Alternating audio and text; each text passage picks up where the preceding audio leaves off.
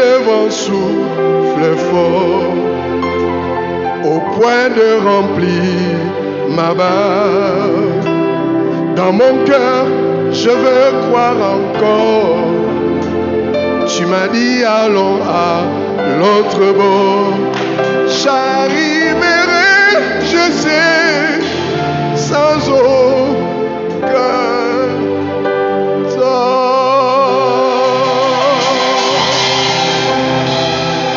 Romoshia koromo chetekere meganabaya.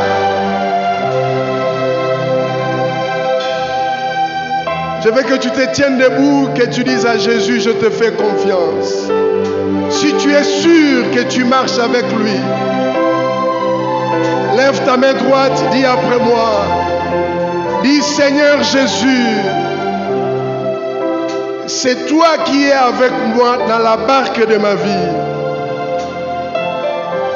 Ce matin, dans ton temple, je te réitère ma confiance et je puis confesser, tu ne m'as pas dit que je veux couler, tu ne m'as pas dit que je vais sombrer, tu m'as dit, je veux arriver et je tiens ta parole. Garde-moi fidèle à toi. En public comme en privé, que je demeure fidèle, car je sais que je vais arriver. Acclame le Seigneur de gloire. Gloire à lui. Gloire au Seigneur.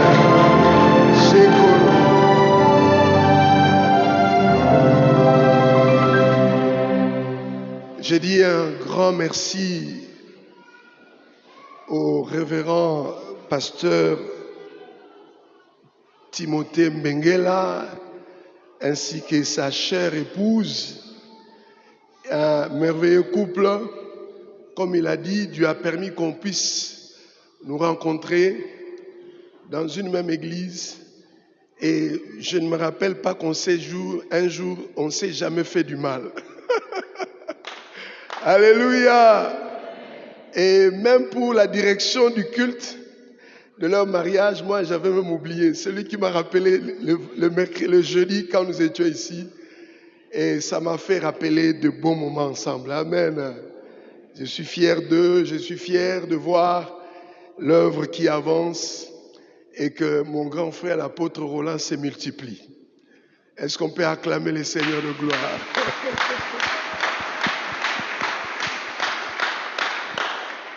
Amen, amen.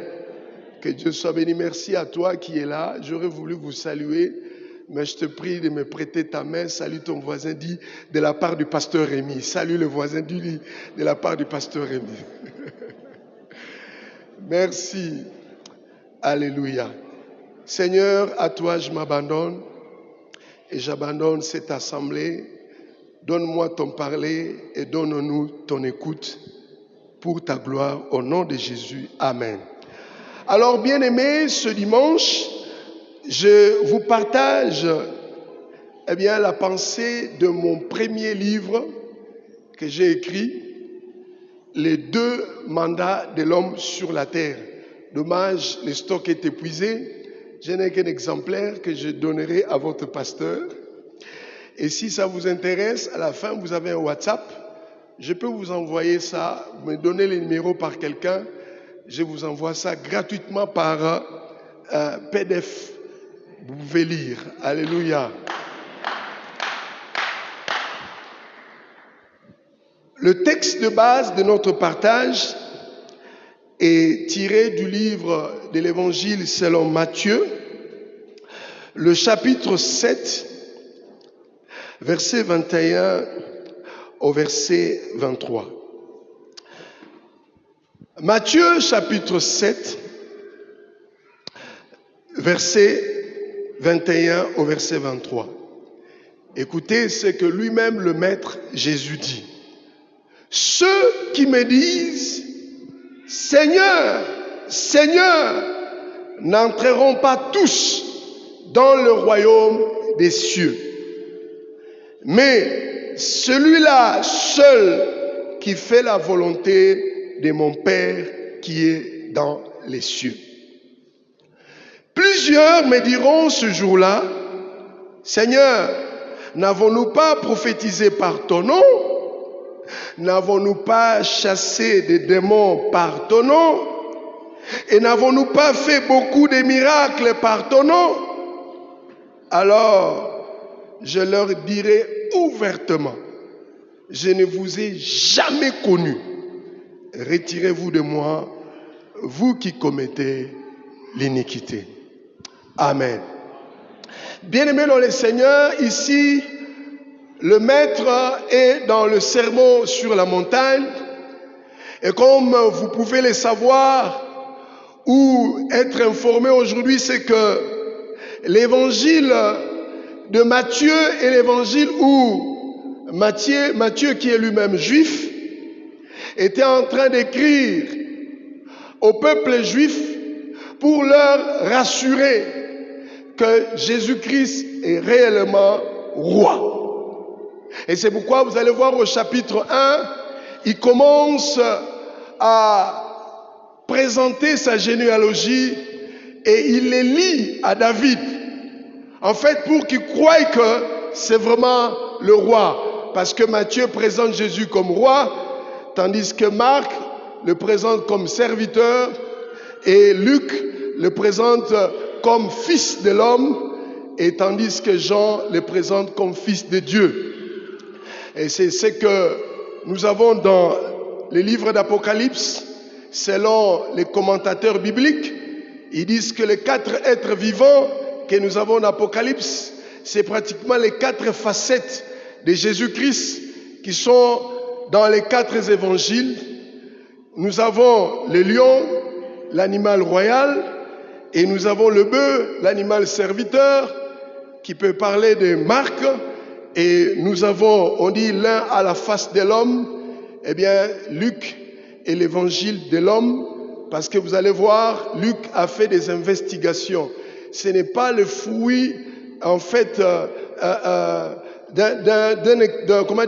il n'était pas témoin oculaire de la vie de Jésus.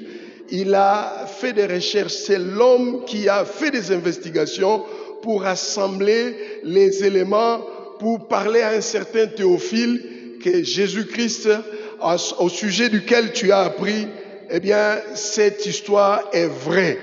Et tandis que Jean, on dit la face de l'aigle, eh bien, l'aigle qui est un animal céleste est le Fils de Dieu. Ça, c'est ce que le commentateur biblique, eh bien, disent. Alors, je disais que Matthieu, qui présente Jésus comme roi, eh bien, devait convaincre, parce que la royauté est une réalité de la lignée familiale. Et il a montré que Jésus-Christ est descendu vraiment il est de la lignée royale, la lignée qu'il a eue par Joseph. En fait, il faut que vous le sachiez que selon mes recherches et ce que j'ai compris, ça c'est ma conviction et ça n'engage que moi, mais j'ai des bases.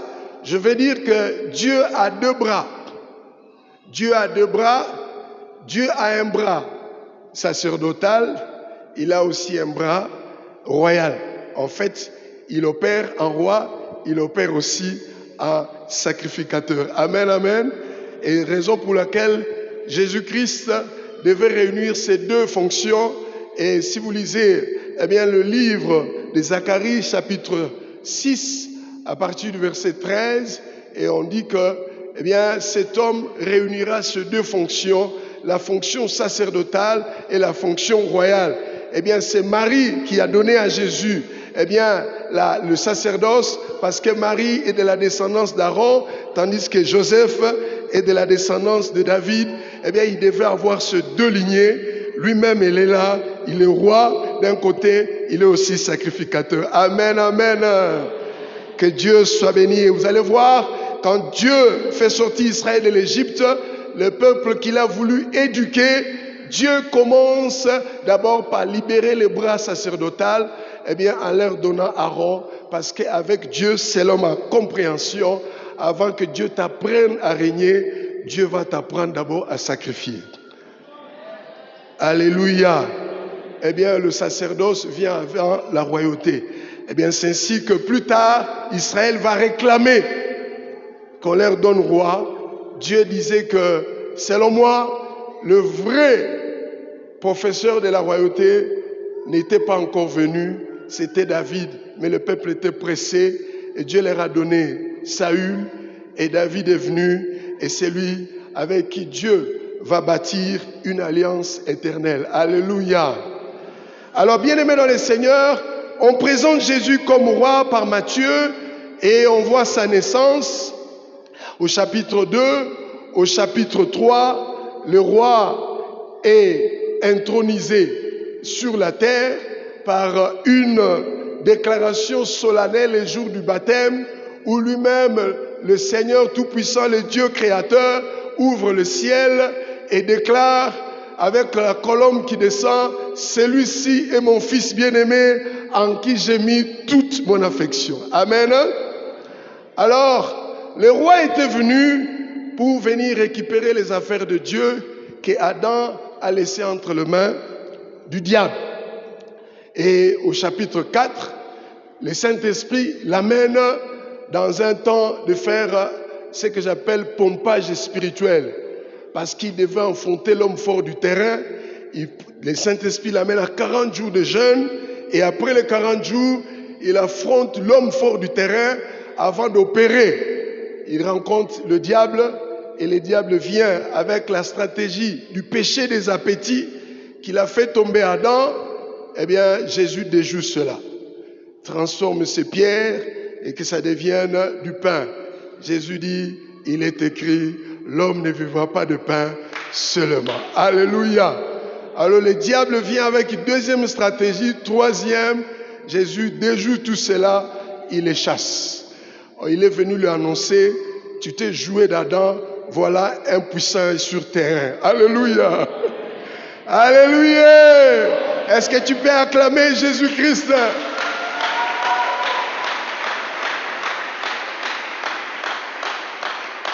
Alors, on passe après le chapitre, au chapitre 4, au verset 16, l'histoire se termine. Au verset 17, la Bible dit, Jésus s'est mis à annoncer, il dit, la bonne nouvelle, le royaume de Dieu est venu. Donc il ne pouvait pas commencer à opérer sans affronter l'homme fort du terrain. Et au verset 17 du chapitre 4, il dit le royaume de Dieu. Donc j'étais déjà annoncé, je suis venu, je me suis présenté et j'ai fait mon travail. Alléluia. Et il parle au chapitre 5, eh bien il a attiré les gens, il arrive sur la montagne, il s'assit et commence à présenter son projet de société. Le roi, vous avez appris et il corrige les choses. Amen, amen. Et là, au chapitre 7, nous sommes dans les sermons de la montagne sur la montagne, où le roi continue et va vers la fin de sa démarche, présentant son projet de société. Et les miracles, il a commencé ça au chapitre 8. Alors ici, avant même de commencer les miracles, Jésus parle déjà. Parce que jusqu'à-là, il n'avait pas fait encore les miracles. Avant d'en faire, il dit, ceux qui me disent, Seigneur, Seigneur, n'entreront pas tous dans le royaume des cieux, mais celui-là seul qui fait la volonté de mon Père qui est dans les cieux. Plusieurs me diront en ce jour-là, Seigneur, n'avons-nous pas prophétisé par ton nom? N'avons-nous pas chassé des démons? N'avons-nous pas fait beaucoup de miracles? Bien-aimé, le Seigneur est fort, une vérité puissante qui interpelle moi qui êtes devant vous, vous aussi et nous tous. Bien-aimés dans le Seigneur, c'est fort. Il dit, il ne suffit pas de dire Seigneur, Seigneur. Il faut faire la volonté du Père qui est dans les cieux. Et il dit même, vous avez prophétisé, c'est bon. Il n'est pas contre les prophéties. Il n'est pas contre le fait de faire des miracles ou de chasser des démons. Tout cela, ce ne sont que des équipements. Dieu t'a équipé pour pouvoir avoir la grâce prophétique, avoir la grâce de chasser les démons et d'opérer des miracles. Mais tout cela doit nous aider à atteindre ce que Dieu veut. C'est dangereux d'avoir toutes ces grâces au lieu d'amener les gens dans ce que Dieu veut. Eh bien, tu te fais des gens qui t'accompagnent. Oh, prophèse, loba, sakola, c'est bon. C'est pas une mauvaise chose si la grâce est là.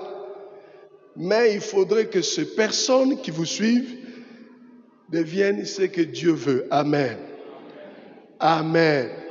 Donc je vais te dire, mon frère, si tu as toutes ces grâces, eh bien, utilise ces grâces pour atteindre le but du propriétaire du business. Le business de Dieu, eh bien, a ses buts. Mais quand il t'engage, il a la latitude de t'équiper. Mais ne sois pas séduit par les équipements. Fais ce que lui, il attend que tu puisses faire. Amen, amen.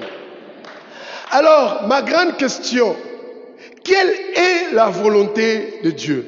Parce qu'il dit, il attend que nous puissions faire la volonté de Dieu. Demande à ton voisin, quelle est la volonté de Dieu?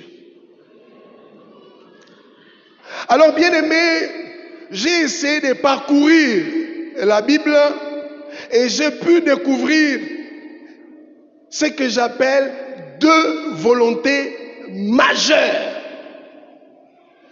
Deux volontés majeures de Dieu. Parce qu'une volonté, c'est un désir. Une volonté, c'est aussi un projet, un dessein, un souhait, une résolution. Et quand nous disons majeur, ça veut dire que c'est capital, c'est-à-dire c'est essentiel, c'est-à-dire c'est fondamental, c'est primordial.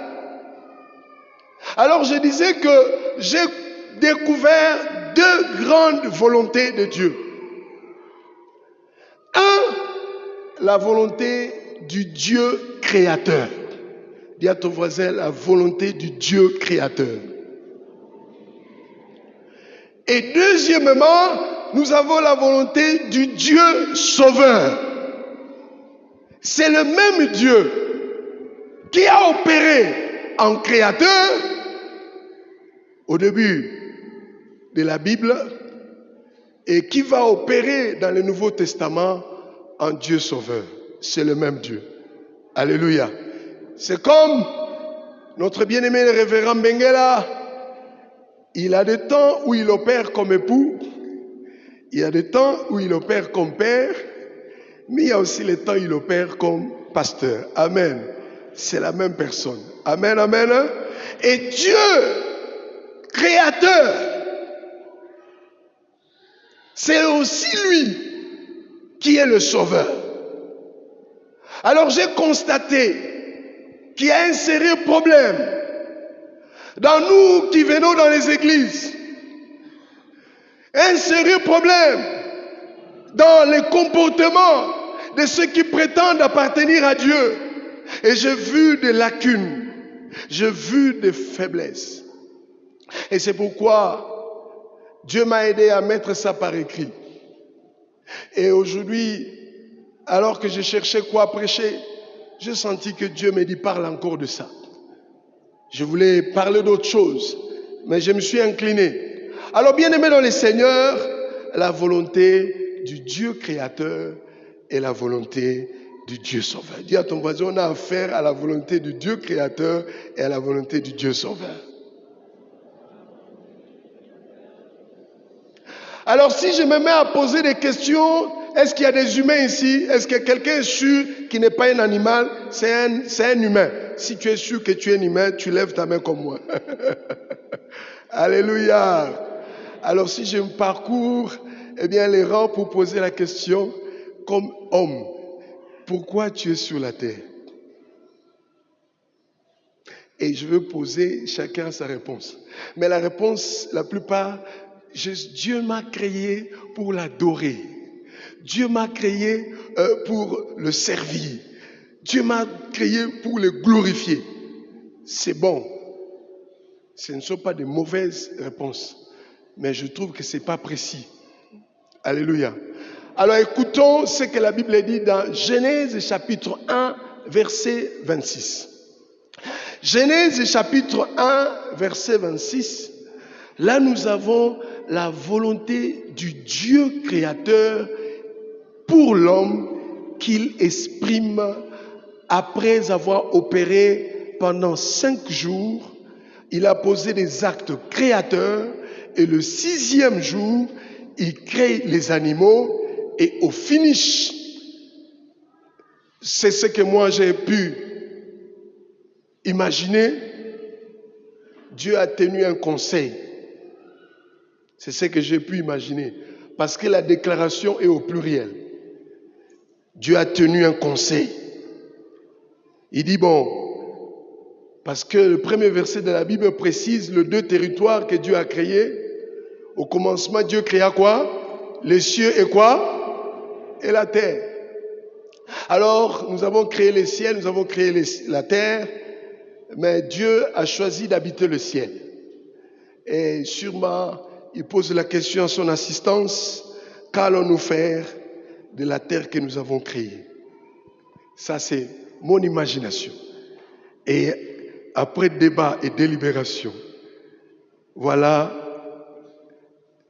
au verset 26, il étale ce que j'appelle l'exposé des motifs de la création de l'homme. Puis Dieu dit, faisons l'homme à selon qu'il fasse quoi? Qu'il domine sur le poisson de la mer, sur les oiseaux du ciel, sur le bétail, sur toute la terre et sur tous les reptiles qui rampent sur la terre. Dieu exprime sa volonté. Le Créateur, il dit, nous ferons l'homme. Pourquoi? Pour que l'homme domine sur la terre. Le mot dominer ne peut pas être pris simplement comme écrasé.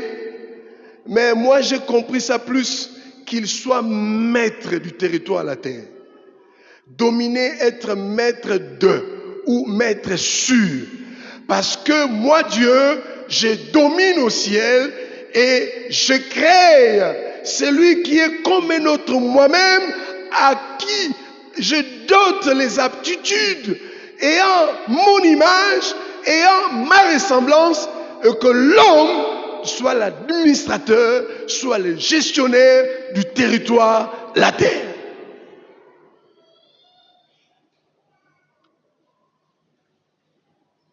Quand nous disons adorer, c'est bien, mais c'est pourquoi on chante beaucoup. Mais notre terre, la RDC, n'est pas dominée. Et nous sommes prêts à fuir, aller là où les gens ont dominé leur terre. On va aller en France.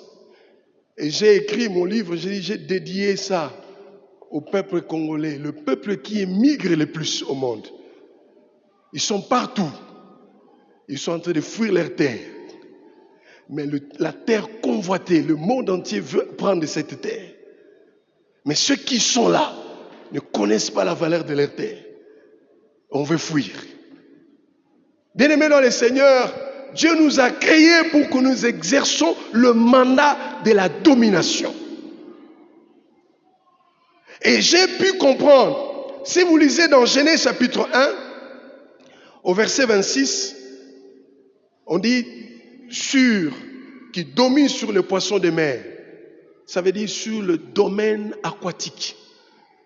Qui domine sur les oiseaux du ciel, sur le domaine aérien spatial. qui domine sur, etc., donc sur les domaines animal, domaine végétal, domaine terrestre en général, minéral, autre, tout ça. Que l'homme soit le maître de tout ça.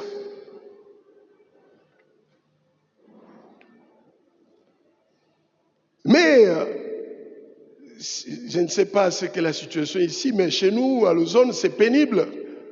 Il y a une eau, une petite rivière qui est non loin de chez nous, qu'on appelle rivière Mayamangungu. Mais cette rivière était propre avant, quand nous étions petits, on s'est lavé dedans. Mais aujourd'hui, ce n'est pas possible, l'homme a pollué cette eau. Les gens ont dirigé les faux sceptiques dans l'eau. L'homme est en train de détruire l'environnement. Donc le premier mandat de l'homme, c'est le mandat vis-à-vis de l'environnement. Amen. Amen. Si notre environnement se détruit, nous péchons dans les mandats de la domination. Alléluia. Nous péchons. Dieu, c'est ce qu'il a voulu. Faisons l'homme à notre image, selon notre raison. Qu'il fasse quoi? Bien-aimés dans le Seigneur, et si nous avançons, vous allez voir, bon, moi, pour l'homme, au Genèse chapitre 1, je peux dire comme la conception du projet. Je peux dire comme. Parce que nous ne voyons pas Dieu manifester l'homme au chapitre 1. Mais nous voyons des déclarations sur la création de l'homme. Et vous allez voir qu'on dit il est créé homme et femme. Mais ils sont où au chapitre 1 de Genèse? Est-ce que vous voyez homme et femme au chapitre 1 de Genèse? Mais on dit. C'est pourquoi il faut passer au chapitre 2. Là, j'appelle ça la mise en œuvre. Chapitre 1, pour l'homme, j'ai dit la conception. Et au chapitre 2, et on voit Dieu manifester l'homme avant et la femme après. Tu peux concevoir tout à la fois, mais dans l'opération, tu commences par une chose et l'autre après. Vrai ou faux? Vrai ou faux? Au chapitre 2, verset 7, on dit l'Éternel Dieu forma l'homme de la poussière de la terre. Il souffla dans ses narines et l'homme devint un être vivant. Il souffla dans ses narines, l'homme devint comment? Ça, dans mes études, j'ai dit c'est la Pentecôte du premier mandat. Parce que avec la terre, Dieu a donné la forme et il souffle, l'homme devint un être vivant. N'est-ce pas, non? Pour faire quoi? Pour exercer le mandat de quoi? De la domination. Et si nous regardons le second mandat, qui est le mandat du Dieu Sauveur, qui se trouve dans Matthieu chapitre 28, allez, faites de toutes les nations les disciples, les baptisant au nom du Père, du Fils et du Saint-Esprit. Puis enseignez-leur à observer tout ce que je vous ai prescrit. Ça, c'est le mandat du Dieu Sauveur. Alléluia. Alléluia. Et ce mandat a été lancé où? À Jérusalem. Et le mandat de la domination a été lancé où? En Éden. N'est-ce pas, non? Tu peux concevoir un projet, mais tu vas avoir là où tu vas lancer ce projet. Amen. Hein? Alors, ce mandat des disciples là, qui est le second, mais qui a la priorité dans le cœur de Dieu aujourd'hui, parce que Dieu ne prend pas plaisir d'avoir des dominateurs rebelles sur sa terre. C'est pourquoi il veut que toi et moi, nous allons vite pour ramener les mandataires pour le mandat de la domination, les hommes que nous sommes, à redevenir disciples, à rentrer dans la discipline de Yahweh qu'ils ont quitté en Éden. Parce que le péché en Éden n'a été que le péché de l'indiscipline. L'homme est allé au-delà des limites fixées par Dieu. Tu mangeras de tous les arbres du jardin, mais tu ne toucheras pas à l'arbre de la connaissance du bien et du mal. Donc l'homme est devenu un dominateur, mais indiscipliné. C'est pourquoi il va lancer par Jésus-Christ le second mandat, qui est le mandat de la domination ou second projet, et plutôt le mandat de discipolat, mais il n'a pas annulé la domination. Alors, bien aimés dans le Seigneur, vous allez voir ce mandat de discipolat. Jésus, la parole, est venue comme pour donner la forme aux choses. Comme au début, Dieu a donné la forme Et il a soufflé. Et le jour de la Pentecôte, la parole est partie, le Saint-Esprit est venu, a soufflé ce jour-là, et l'Église s'est mise en mouvement, et le mandat des disciples-là a commencé à opérer. Amen, amen. C'est pourquoi moi je me dis, Genèse 2, 7, ça, nous avons la Pentecôte du premier mandat. Amen. Alléluia. C'est-à-dire l'Esprit entre dans l'homme, forme par la terre, et l'homme devient un homme qui opère, mais il opère pour exercer quoi? La domination. Amen. Hein? C'est ce pourquoi Dieu l'a créé. Et vous et moi aussi, le Saint-Esprit est venu, c'est pour que nous puissions commencer en tout cas, seulement, le Saint-Esprit t'a été donné, les dons de prophétie t'a été donné, les dons de miracles t'a été donné, les dons de faire des miracles t'a été donné, non pour faire des petits qui te suivent, oh, ngangouya, nazanangouya, non, c'est pour accomplir le mandat des disciples là, que tous ceux qui te suivent deviennent un produit appelé disciples. Amen, amen. Si tu ne les fais pas des disciples, le maître est mécontent parce que tu fais autre chose que ce qu'il t'a demandé. Dis à ton voisin, fais attention avec l'équipement que Dieu t'a donné. Fais avec le travail qu'il attend. Alléluia.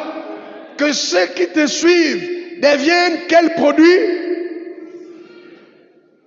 Et dans les églises, nous avons beaucoup de gagneurs d'âmes. Mais on a trop peu de faiseurs de disciples.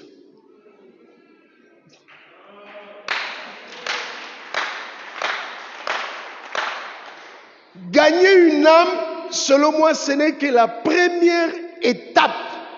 C'est recruter quelqu'un dans le disciple. Il doit passer à la seconde étape que j'appelle la prestation de serment, qui est le baptême. Premier acte de la rétention. J'appelle ça, il faut retenir. Celui que tu recrutes, fais tout de le retenir.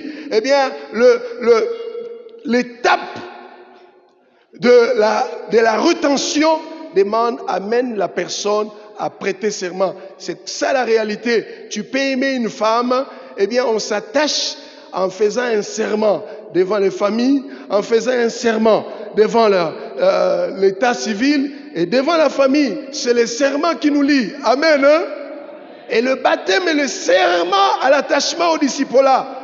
Et j'ai constaté qu'il arrive que nos églises, nous nous limitons à recruter et à retenir pour les baptêmes et on reste là. Mais Dieu m'a aidé. J'ai mis dans mon livre ce que j'appelle la formule des disciples-là. Faire les disciples égale 1, aller vers toutes les nations. 2, les baptiser. 3, les enseigner tout. Pas les enseigner seulement. Parce qu'il a dit, enseignez-leur à observer tout ce que je vous ai prescrit. Il n'a pas dit enseigner seulement. Donc, j'ai fini par comprendre que le disciple-là a un processus. Non, il y a d'abord un but, c'est produire des disciples. Le disciple-là a un processus. 1, recruter. 2, retenir. 3, développer ou faire croître. 4, rendre la personne productive. Il y a trop de consommateurs de culte de dimanche. Quand on dit on sort pour aller gagner les âmes, ce n'est pas son affaire. Bien aimé, le christianisme, ce n'est pas l'enseignement seulement, c'est la pratique. Alléluia. Alléluia. J'ai fini par comprendre que le christianisme n'est pas différent plutôt de la formation des médecins ou de tout ce que nous avons. C'est le même principe. Si tu veux former un médecin, eh bien, il faut un processus. Mais il faut aussi une quantité de matière, n'est-ce pas? C'est ce qu'on appelle le programme de droit, programme de la médecine, programme de l'économie en RDC. Même Jésus, dans son cours, dans son programme de disciple-là, il a donné les processus. 1, tu te fais recruter. 2, tu passes à la prestation des serments. 3, c'est là où je me bats même avec mon église. J'ai compris cela et je suis en train de faire shifter l'église. On doit changer. Je parcours maintenant la Bible, Marc, voir qu'est-ce que Jésus a enseigné. Parce qu'il a dit, enseignez-leur à observer tout ce que je vous ai prescrit. Donc, le disciple-là a une quantité de matière. Alléluia.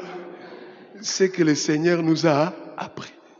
Est-ce que vous savez que Jésus a appris à chasser la faim? Hein?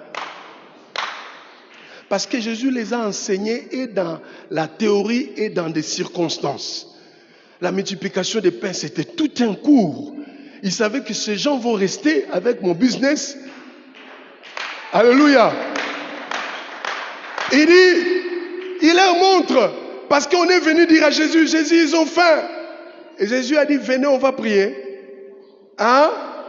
À tout ce que les églises font. Venez, on va chasser l'esprit de pauvreté. Wow! Est-ce que Jésus a fait ça? La prière est venue après. Il a tourné le regard vers le potentiel. Dis à ton voisin, tu as quelque chose.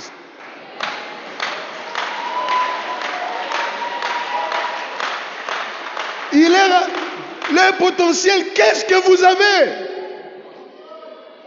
Bien-aimés, j'ai vu un problème dans le christianisme. Nous aimons trop les hasards, la gratuité. Je vous dis, j'ai vu dans la Bible, rien n'est gratuit. Je t'informe que même le salut en Jésus n'est pas gratuit. Tu es étonné, hein? Laisse-moi te dire, tout ce que tu reçois gratuitement, c'est que le prix que vaut la chose a été payé par quelqu'un d'autre. Alléluia. Jésus a payé son sang à Golgotha. Tu as reçu gratuitement. Au fond, ce n'est pas gratuit. Raison pour laquelle il va te demander de compte qu'est-ce que tu en fais. Si c'était gratuit, fais ça ce que tu fais. Mais comme ça coûtait ça du prix, il dit marche droitement. Je te demanderai de compte. Alléluia.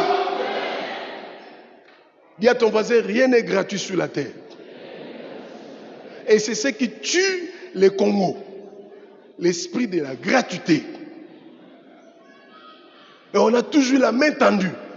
Bien aimé, nous devons fournir un effort. Nous devons travailler. Alléluia. Alors, bien aimé dans le Seigneur, le disciple-là, non seulement il faut enseigner tout, mais aussi il faut pratiquer. Alors, je suis contre pour ceux qui disent, moi je suis un chrétien non pratiquant. C'est faux. Parce qu'il a dit, enseignez-leur à observer tout. En fait, j'ai pu faire enseigner-leur tout ce que je vous ai prescrit. Faites-les pratiquer aussi tout. Alléluia. Tu ne peux pas être déclaré médecin après avoir déjà simplement fait la théorie. Il faut passer au stage. Alléluia. Quand on dit sortons pour évangéliser, papa, si tu as souscrit au disciple de Jésus, c'est la pratique. Jésus l'a fait avec les disciples, il les a fait sortir 2 à 2. Alléluia. Alléluia. Très important. Alors bien aimé dans le Seigneur, si je peux revenir, oh là là, si je peux revenir sur le premier mandat. Le premier mandat qui est le mandat de la domination. Je disais que au chapitre 2, verset 7, l'homme qui a été conçu au chapitre 1 est manifesté au chapitre 2. L'homme devait un être vivant. Et si vous lisez le chapitre 2, verset 7, ouvrez vos Bibles, Genèse, chapitre 2, verset 7. Genèse, chapitre 2, verset 7. Et le verset qui vient après, au verset 7, qu'est-ce qui est écrit? L'Éternel Dieu forma l'homme de la poussière de là, et il souffla dans ses narines, et l'homme devint être que j'ai appelé la Pentecôte du premier mandat. Et le verset 8, qu'est-ce qu'on dit? Puis l'Éternel, il a dit quoi? Puis l'Éternel planta un jardin où? Pourquoi Dieu n'a pas planté le jardin avant? J'ai essayé d'analyser et Dieu m'a aidé à comprendre. Parce que l'homme devait être initié. En réalité, nous sommes des aménageurs du territoire. Alors l'homme Allez voir seulement les arbres plantés, parce que les arbres ont été créés avant l'homme, mais sans comprendre comment ça fonctionne. C'est pourquoi Dieu, en les manifestant, il doit l'initier. L'Éden a été comme le lieu du stage à l'aménagement. Parce que Dieu a mis à l'homme des applications de la domination, ça devait être activé. Alors il faut les activer dans un cadre. Il vient et dit, voilà, tu vois les arbres que tu as vus là, regarde comment ça opère. Il montre comment on plante, il arrange l'irrigation, fleuve, il donne des noms, tout ça, fleuve Guyon, ceci, dont l'homme est en train d'apprendre même la nomenclature. Et c'est pourquoi vous allez voir, parce que j'ai écrit dans mon livre 4 étapes de la délégation du pouvoir. 1, je fais, tu me regardes. 2, je fais, tu m'assistes. 3, tu fais, je t'assiste. 4, tu fais, je te regarde. Et c'est pratiquement, vous pouvez voir ça en Éden. Dieu plante le jardin, aux yeux, l'homme a été le témoin oculaire. Alléluia. Dis à ton voisin, si Lubumbashi est engagé, et fouti na yo nanga. Parce qu'on dit, si Dieu est là, pourquoi ceci? C'est la faute des gestionnaires de la terre. Alléluia. On n'est pas là simplement pour chanter, pour adorer. Je veux poser la question. Quand Dieu prend l'homme, parce qu'on dit au chapitre 7, 8, il plante le jardin et ainsi de suite, tout ça, fleuve, Guyon, tout. Et puis au verset 15, on dit l'Éternel Dieu prit l'homme et le plaça dans le jardin. Pour faire quoi? Pour cultiver et garder le jardin. Dis à ton voisin, cultive et garde. Alléluia. Cultive, on veut dire arrange, développe. Il veut dire Adam, tu m'as vu comment j'ai aménagé. Toi aussi, fais comme tu m'as vu. Toi aussi, va plus loin. En toi, tu as les aptitudes comme moi. Tu as mon image. Tu es créé à ma ressemblance. Toi, tu peux faire encore plus. Alléluia.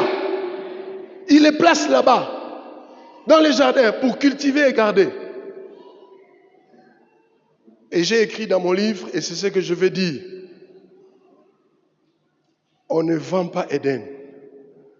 On les cultive et on les garde. Et qu'est-ce que j'ai vu pour Éden? Éden, c'est le lieu de l'installation. Et j'appelle ça même le lieu d'affectation dans les mandats de la domination. Le premier Adam a été affecté en Éden. Mais vous et moi, là où nous apparaissons sur la terre, c'est la RDC.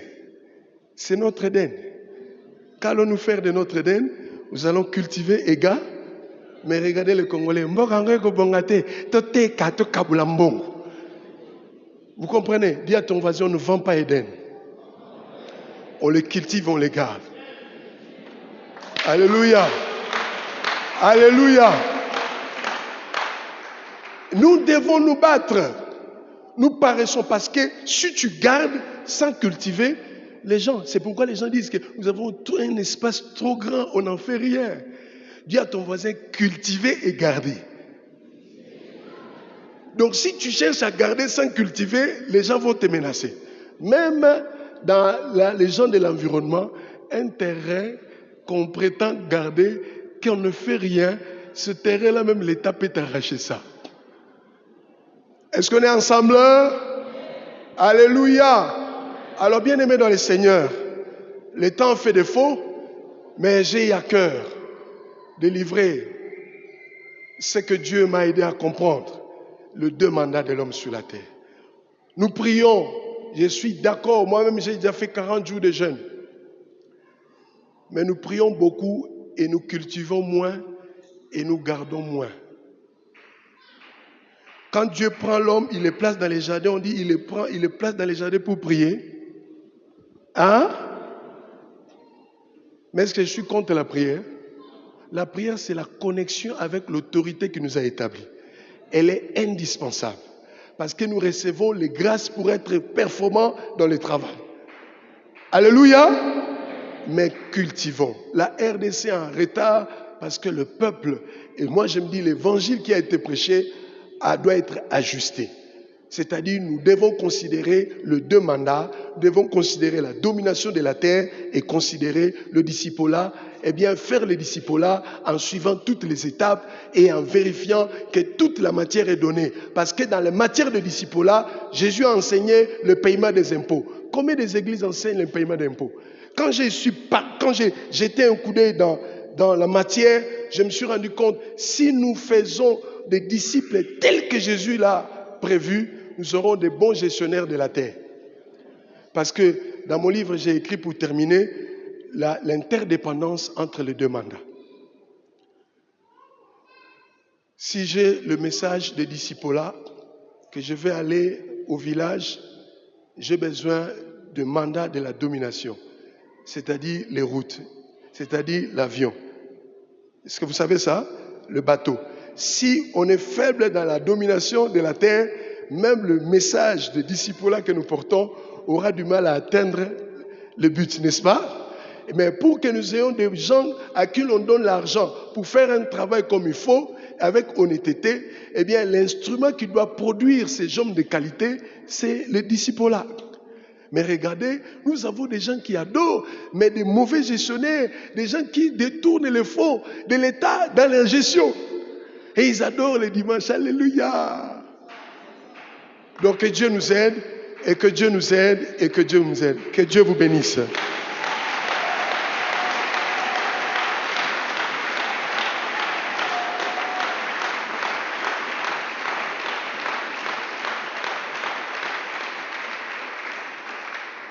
Alors que nous sommes en train de terminer ce message, si tu es d'accord avec moi, je voudrais qu'ensemble nous puissions prier. Nous prierons pour le mandat de la domination. Si tu es d'accord que tu as été créé pour dominer la terre et tu commenceras la domination à partir de ton Éden, le lieu où Dieu t'a affecté. Mon épouse qui m'a suivi, j'ai prêché ce message à Pointe-Noire, j'ai prêché ce message à Yaoundé, à Douala.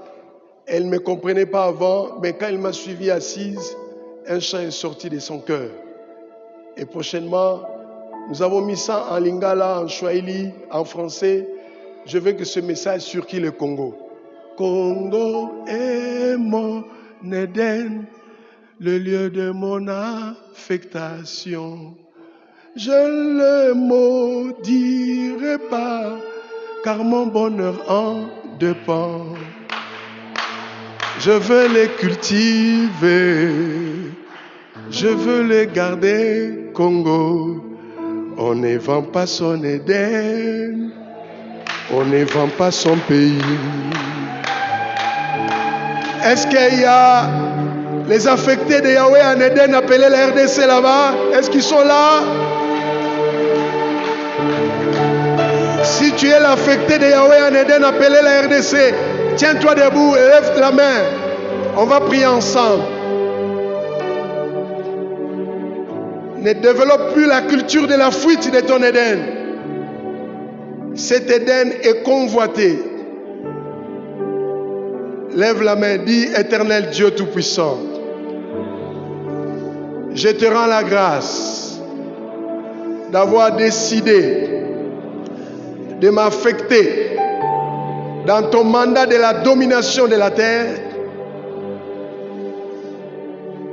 dans la République démocratique du Congo.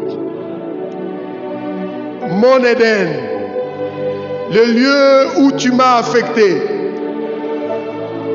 je viens à toi, te priant de me pardonner, parce que par ma bouche, j'ai maudit mon Éden. J'ai même vendu. Je me prépare à fuir mon Éden. Pardonne-moi. Ce dimanche matin, je te bénis pour ton choix de me placer sur cette terre. Je m'engage à cultiver mon Éden et à garder mon Éden d'une manière spirituelle en priant et d'une manière pratique, en posant des actions. Seigneur, à ma qualité des Adam de la nouvelle génération, affecté en Éden, je déclare que tout celui qui fomente des plans à court terme, à moyen ou à long terme, les plans des ennemis connus ou inconnus, les plans des ennemis déclarés ou non déclarés, contre mon Éden, j'ai le devoir de garder Éden. Et je déclare tous ces plans contre la RDC ne réussira point. Au nom de Jésus, au nom de Jésus, au nom de Jésus, au nom de Jésus. C'est toi qui m'as établi. Soutiens-moi, Seigneur. Toi le maître du visible et de l'invisible. Merci, Seigneur. Alors que je suis dans ton église, j'ai souscrit au mandat de discipulat. Aide-moi, Seigneur, à être un vrai disciple. Aide-moi, Seigneur, à me laisser être recruté, attaché, que je puisse me laisser être enseigné de tout. Garde-moi d'être un chrétien de circonstances et de séminaires. Je vais être attaché au temple comme le premier disciple, être enseigné de tout ce que tu as prescrit. Aide-moi, Seigneur, à être aussi productif en mettant en pratique par le devoir de toutes sortes ce que tu attends de moi. Règne dans mon être. Élève la voix et prie Dieu pour toi-même.